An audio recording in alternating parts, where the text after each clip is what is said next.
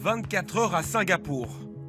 La ville se veut à la pointe des nouvelles technologies dans tous les domaines, alors nous avons testé.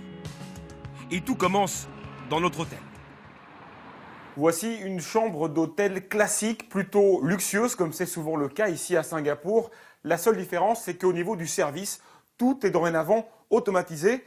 Et voici ce que ça donne au moment de commander le petit déjeuner. Au téléphone, c'est bien un être humain qui répond. Bonjour, comment puis-je vous aider? Oui, bonjour, je voudrais le service d'étage. Ok, un café noir et un croissant pour vous, monsieur. Je vous prépare tout ça. Mais il va rapidement passer le relais. Voici Kobe. Le robot est dorénavant en charge des livraisons dans les chambres. S'il vous plaît, chargez la commande. Je suis prêt à servir. Il ne reste plus qu'à entrer le numéro de la chambre.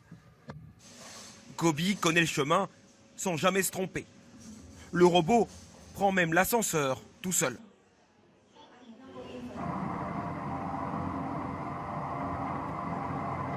Un appel me prévient de l'arrivée du petit déjeuner.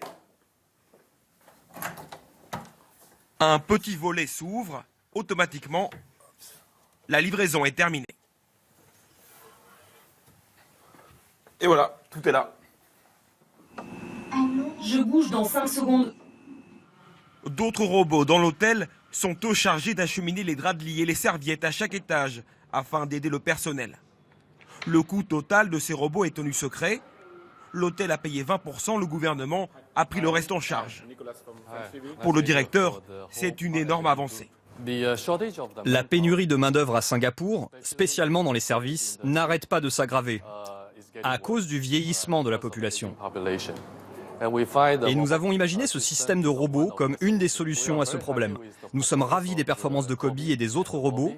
Ils ne sont jamais malades et ne demandent jamais d'augmentation. Et pour vous déplacer à Singapour, ce genre de voiture circule maintenant au cœur de la ville, dans les rues du centre. Technologie locale installée sur des voitures françaises ou japonaises. Voici le premier taxi au monde sans chauffeur. Mais l'utilisation des technologies dans le quotidien ne s'arrête pas là. Autre exemple, notre pause déjeuner. Ce restaurant est un des premiers à avoir installé le système touché. À la fin du repas, je vais payer avec ce boîtier.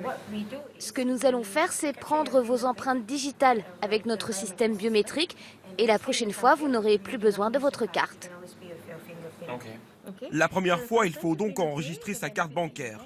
Mais ensuite, par la simple reconnaissance de vos empreintes digitales, vous réglez l'addition. Et le système devrait s'étendre dans le métro, les stations essence et même les hôpitaux.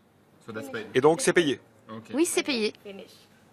Mais dans cet état confetti, il y a un autre problème que les technologies de pointe tentent de résoudre.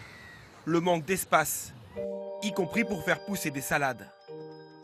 Ici, les légumes poussent à la verticale, sur 32 couches superposées. Grâce à ce système, chaque mètre carré produit 10 fois plus qu'avec l'agriculture traditionnelle, 800 tonnes par hectare.